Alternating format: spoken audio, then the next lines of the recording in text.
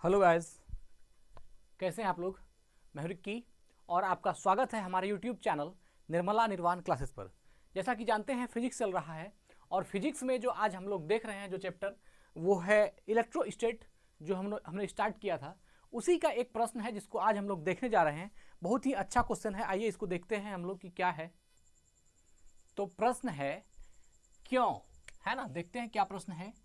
क्यों किसी गुब्बारे जैसे वस्तु को कपड़ों आदि पर रगड़ने से वो गुब्बारा हल्की वस्तुओं को अपनी ओर खींचने लगता है, या कभी कभार अंधेरे में मोटे कंबल के अंदर से हल्की चिंगारियां क्यों आती है।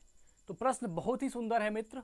अगर आप इस वीडियो को अंतिम तक देखेंगे तो हमारा वादा है कि इस चीज़ को आप समझ पाएंगे कि इलेक्ट्रोस्टैट में, या हम लोग जो बचपन में स्कूल वगैरह में होता था कि मान लीजिए कोई एक पेन या कुछ ले लिए, जैसे मान लीजिए ये पेन है, इसको हमने बहुत जोर तक बहुत देर तक अपने सर में ऐसे ऐसे ऐसे ऐसे रगड़ते रहते हैं बाल के अंदर, और उसके बाद जो है छोटे छोटे कागज़ के टुकड़ों को या नीचे में पड़े हुए किसी चीज़ को अगर आप ऐसे, उसके बाद ये जो पेन को घस करके आप ऐसे उसमें उसके करीब लाते हैं तो उसमें हलचल पैदा होती है, वो कागज़ का टुकड़ा उठने लगता है, और अगर ज़्यादा घस दिए तो कागज़ का टुकड़ा इसमें सट भी जाता है।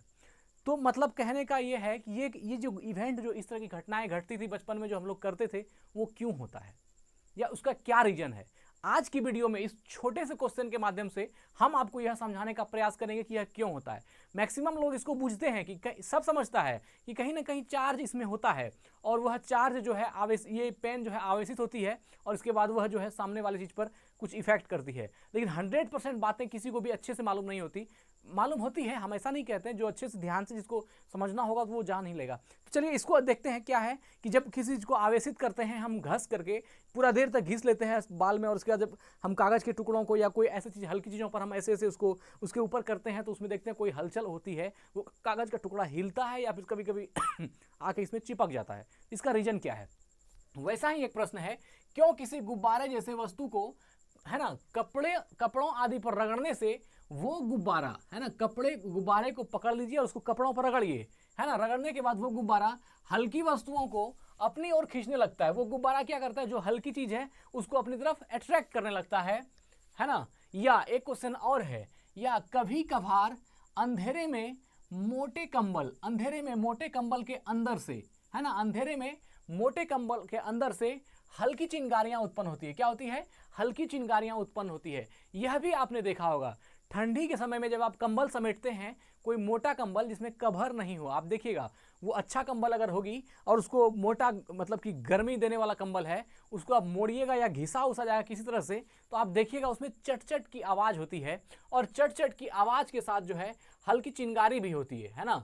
अंधेरे में मोटे कंबल के अंदर से हल्की चिंगारियां भी आती है। यह बात सही है, हम लोगों ने प्रैक्टिकली भी कभी देखा। कभी कभी आप देखिएगा स्वेटर को ही जब आप खींचिएगा तो वो चिट चिट की आवाज़ करता है वो। अच्छा, अब मान लीजिए ये कंबल में आप क्लियर देख सकते हैं, अंधेरा कमरा है, लाइट ऑफ है, और आप अगर कंबल को घिसते हैं या मान लीजिए किसी कारण से उसको समेट रहे हैं तो आप ये देख पाएंगे कि उसे चिट चिट की आवाज़ आती है, और चिट चिट की आवाज़ के साथ ही कोई एक चिंगारी जैसा उसमें उत्पन्न होता है। ये आपको देखने के लिए मिलेगा, ये प्रैक्टिकली है आप। हाँ, लेकिन बात होती क्या है, जब हम लाइट में कोई काम करते हैं तो वो जो इतना छोटा लाइट होता है कि वह पता नहीं चलता है। लेकिन आप अगर कमरे को अंधेरे में पूरा बंद करके देखेंगे, और नया कंबल मॉन्टे कार्लो वगैरह का अच्छा कंबल है, अगर आप उसको पूरा घिसेंगे या उसको मोड़ने के ऐसे किसी भी तरह से उसमें कोई मतलब फ्रैक्शन वाला कोई काम कीजिएगा, घर्षण वाला, जिससे वो मुड़ाने में या किसी कारण से, तो आप ये चीज़ देखिएगा कि उसमें चिंगारी उत्पन्न होती है और उसके साथ साथ चिट चिट की आवाज़ें भी होती है। तो इसका रीजन क्या है। तो आज हम दोनों चीज़ को, प्रश्न हमारा है कि गुब्बारे को कपड़े में घसने के बाद हम किसी हल्के चीज़ में सटाते हैं तो वह चीज़ गुब्बारे से चिपक जाता है, क्यों। और दूसरा प्रश्न यह है कि जब अंधेरे कमरे में हम कंबल को समेटते हैं, है ना, या या मोटे कंबल के अंदर से चिटचिट की आवाज़ आती है या एक चिंगारी सी उसमें महसूस होती है अंधेरे में, तो यह क्यों होती है। इसी का आंसर आज हम लोग जानते हैं। देखिए आंसर है साल 1952 में, सॉरी 1752 में, ईस्वी सन 1752 में, ये जो कंबल में, मोटे कंबल में अंदर से हल्की चिंगारियां और जो कभी कभार अंधेरे में हल्की चिंगारियां आती है, इसका रीजन है, इसका आंसर जो है बेंजामिन फ्रैंकलिन साहब ने, है ना, सन 1752 में दिया। फ्रैंकलिन ने यह बता दिया कि कंबल के अंदर चिंगारी और चट-चट की आवाज़ें वास्तव में आसमानी बिजली जैसी ही घटनाएं हैं। देखिए यह जो कंबल के अंदर, मोटे कंबल के अंदर चिंगारी और चिटचिट की आवाज़ें थी, इसकी तुलना बेंजामिन फ्रैंकलिन साहब ने आकाशी, आसमानी जो बिजली चमकती है उससे की है। मतलब कि कंबल के अंदर जो आप कंबल के मोड़ने पे या घर्षण से जो उसमें आप चिंगारी देख रहे हैं, वह कुछ नहीं आसमानी बिजली की तरह है, जिस तरह आसमान में बिजली चमकता है।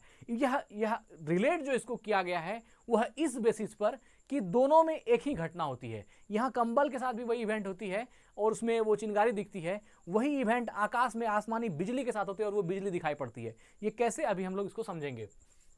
साल 1752 में फ्रैंकलिन ने यह बता दिया कि कंबल के अंदर चिंगारी और चटचट की आवाज़ें वास्तव में आसमानी बिजली जैसी ही घटनाएं हैं, है ना, आसमानी बिजली जैसी ही घटनाएं हैं, इनमें कोई अंतर नहीं है। आसमान में जो क्रिया बड़े पैमाने पर होती है ऊनी कपड़ों में, है ना, ऊनी कपड़े में वही क्रिया छोटे पैमाने पर होती है। वह कह रहा है जो क्रिया आसमान में बड़े पैमाने पर होता है वही क्रिया यहाँ पर क्या है, छोटे पैमाने पर हो रहा है, होती है। यह एक तरह की स्टैटिक एनर्जी होती है। यह क्या है, यह एक तरह की स्टैटिक एनर्जी होती है जो मौका मिलते ही विपरीत पोल की ओर दौड़ती है। जो मौका मिलते ही क्या होती है, विपरीत पोल की ओर दौड़ती है। देखिए यहाँ पर एक वर्ड यूज किया, स्टैटिक एनर्जी। स्टैटिक एनर्जी मतलब स्थैतिक आवेश या स्थिर आवेश, है ना। स्टैटिक एनर्जी होती है जो मौका मिलते ही विपरीत पोल की ओर दौड़ती है। तो उन्होंने कहा कि जो कंबल के अंदर जो चिंगारी और चिटचिट की आवाज़ आप देखते हैं वह सेम उसी तरह है जिस तरह आकाश में बादल आपस में टकराते हैं, उसके बाद जो चिंगारी निकलती है और एक बहुत कड़ाके की आवाज़ होती है। तो यह दोनों ही घटना को वो एक ही रिलेट करके समझाना चाहते हैं और साथ ही बताते हैं कि वह जो है एक बड़े पैमाने पर है और यह एक छोटे पैमाने पर है। वो कैसे, अब देखिए। असल में अब देखिए यहाँ पर तो यह तो बता ही दिया कि जैसे मान लीजिए कंबल के अंदर आप चिटचिट की आवाज़ को पाते हैं या चिंगारी को पाते हैं, और यही चीज़ जो है आकाश में भी आप चिंगारी को भी पाते हैं और कड़कन की आवाज़ को भी आप महसूस करते हैं। तो यह कहीं ना कहीं जो है स्टैटिक एनर्जी उसमें उत्पन्न होती है, और यह किस प्रकार होती है इसको हम लोग देखेंगे। तो पहले एक क्वेश्चन और था कि गुब्बारे में हल्की वस्तुएं सटती क्यों है, चिपकती क्यों है, इसका आंसर देख लीजिए। असल में जब गुब्बारे को रगड़ते हैं तो गुब्बारे के अंदर मौजूद पार्टिकल घर्षण की वजह से चार्ज हो जाता है, घर्षण की वजह से चार्ज हो जाते हैं, अर्थात आवेशित हो जाते हैं। गुब्बारे को जब कपड़े में बहुत घसीएगा तो गुब्बारे का अंदर का जो पार्टिकल है वह क्या होता है, चार्ज हो जाता है। इसी ऊर्जा को, वह जो चार्ज हो गया, इसी ऊर्जा को स्टैटिक एनर्जी, है ना, अर्थात स्थैतिक आवेश कहते हैं। इस ऊर्जा के कारण यह गुब्बारा हल्की वस्तु को, इसी ऊर्जा के कारण यह गुब्बारा हल्की वस्तु को अपनी ओर खींचने लगता है। ठीक ऐसा ही बादलों में भी होता है। यही काम जो है बादल में भी होता है। बादलों में भी क्या होता है और गुब्बारे में क्या होता है। देखिए गुब्बारे में भी जब उसको आप कपड़े से घसते हैं तो उसका जो पार्टिकल है वह आवेशित होता है, और उसी आवेश को क्या नाम दे दिया, स्टैटिक एनर्जी। जब वह आवेशित होता है, स्टैटिक एनर्जी के फॉर्म में आ जाता है, तो वह अपने से अपोजिट कण को अपनी तरफ अट्रैक्ट करना चाहता है, अपनी ओर खींचना चाहता है। यही कारण है कि जब आप गुब्बारे को पूरा आवेशित कर देते हैं, कपड़े से घिस देते हैं और उसके बाद उससे हल्की वस्तु के पास उसको लेके जाते हैं, तो वो हल्की वस्तु को क्या करता है, अपनी ओर आवेशित कर लेता है, क्योंकि उस गुब्बारे का कण जो है वह स्टैटिक एनर्जी के फॉर्म में स्थित आवेश के फॉर्म में आ गया है, और वह जो है अपने से अपोजिट पोल को अट्रैक्ट करना चाहता है, खींचना चाहता है।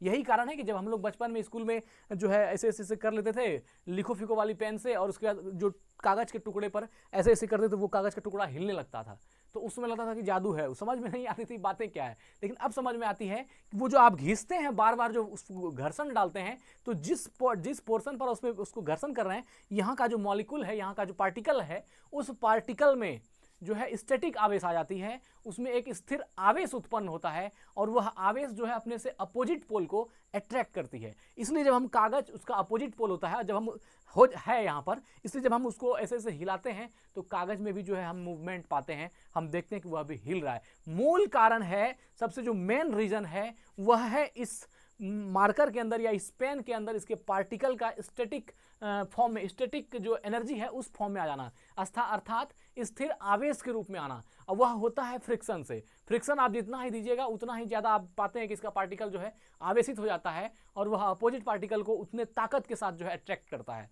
तो यह चीज़ें इसके लिए है। अब देखिए ये क्रिया बादलों में किस तरह होती है।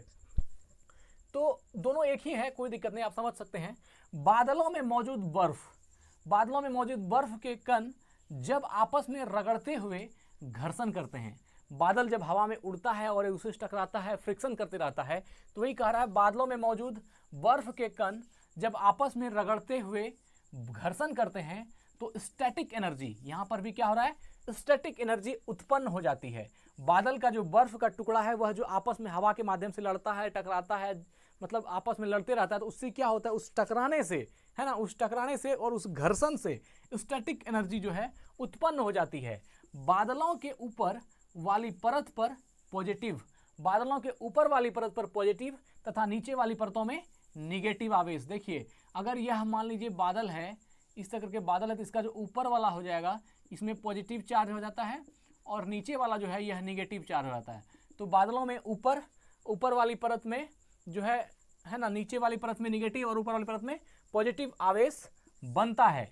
और क्योंकि बेहद बड़े होते हैं, क्योंकि बादल बेहद बड़े होते हैं, बादल तो आप देख ही पाते हैं कितने बड़े होते हैं, क्योंकि बादल बेहद बड़े होते हैं इसलिए भारी मात्रा में बने निगेटिव और पॉजिटिव चार्ज जब आपस में टकराते हैं तो बहुत बड़े पैमाने पर ऊर्जा उत्पन्न होकर कई किलोमीटर तक के दायरे तक फैलते हुए चमक और कड़कने की तेज ध्वनि उत्पन्न करती है। अब देखिए यहाँ पर बादल का भी आप समझ पा रहे होंगे, बादल की भी बातें क्लियर हो गई।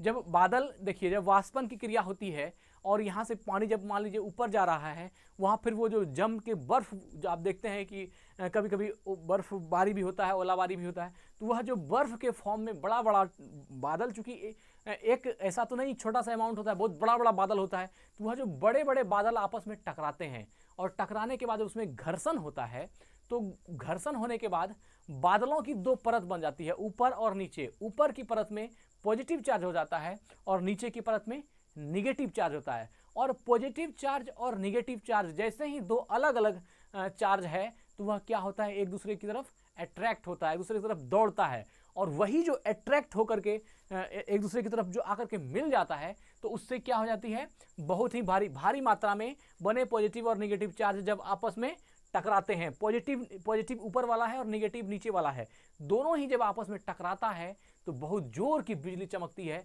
और बहुत जोर की कड़ाके की आवाज़ होती है ना। तो ये चीज़ें, कड़ाके की आवाज़ होती है और टकराने के बाद बहुत बड़े पैमाने पर क्या होती है, ऊर्जा उत्पन्न हो जाती है ना। ऊर्जा उत्पन्न होकर कई किलोमीटर तक के दायरे तक फैलते हुए चमक और कड़कने की तेज ध्वनि उत्पन्न करती है। बहुत दूरी तक जो है, कई किलोमीटर तक की दूरी को जो है वह जो है वहाँ तक वह सुनाई देती है उसकी कड़ाके की आवाज़, और बहुत दूर तक जो है उसकी चमक भी जाती है। तो यह जो है, यहाँ से आप यह बात समझ पा रहे होंगे कि जो थंडर है, जो ठनका है, जो बिजली का ये है, वो क्यों होता है। इस बात का हमको लगता है कि आपको बात समझ में आ गई होगी। मूल रूप से बादल के बर्फ का आपस में टकराने की बात होती है, वह टकराता है, आपस में बार बार घर्षण करता है और उस घर्षण से वह आवेशित होता है, और आवेशित होने के साथ ही बादल में दो परत बन जाती है, एक पॉजिटिव ऊपर और नेगेटिव नीचे। और दोनों परत बनने से भी कोई दिक्कत नहीं, लेकिन जब दो आवेश अलग अलग अपोजिट हो गया, एक पॉजिटिव और नेगेटिव हो गया, तो वह आपस में टकराने के लिए व्याकुल होता है, और वह जैसे ही टकराएगा उस टकराहट से ही कड़ाके की आवाज़ होती है और उसी से ही जो है बिजली चौंध जाती है, क्योंकि वो इतनी ज़्यादा आवाज़ होती है कि उसकी चमक दूर दूर तक दिखाई जाती है, और उसकी कड़ाके की आवाज़ से लगता है कभी कभी कि कान फट जाएगा, इतना ज़्यादा होता है। और कभी कभी वो क्या होती है, कहीं ना कहीं पर कोई बड़े बड़े जगह पर जो है गिर भी जाती है, जिससे कि बहुत जान माल की क्षति भी होती है, नुकसान भी होती है। तो यह जो है मूल रूप से यह बात समझ में आपको आ गई होगी कि यह जो था कि क्यों किसी गुब्बारे जैसी वस्तु को कपड़े आदि पर रगड़ने से वो गुब्बारा हल्की वस्तु को अपनी ओर खींचने लगता है। यह भी बात आपको समझने में आ गया कि गुब्बारा हल्की वस्तु को अपनी ओर क्यों खींचता है। और दूसरा क्वेश्चन है कि कभी कभार अंधेरे में मोटे कंबल के अंदर से हल्की चिंगारियां क्यों आती है, यह भी बात समझ में आ गई होगी। साथ ही साथ आपको यह बात भी समझ में आ गई होगी कि बादल जो है कड़कता है तो उसके बाद बादल की जो उसके बाद जो बिजली चमकना या बिजली का कड़कना वह क्यों होता है, उसका क्या रीज़न है, यह भी बात आपको समझ में आ गई होगी। तो आज इस वीडियो को यहीं एंड करते हैं, मिलते हैं फिर अगली वीडियो में अगली टॉपिक के साथ। और वीडियो को लाइक नहीं किए हैं तो कर दीजिएगा। स्वस्थ रहें, अपना ख्याल रखें। जय हिंद।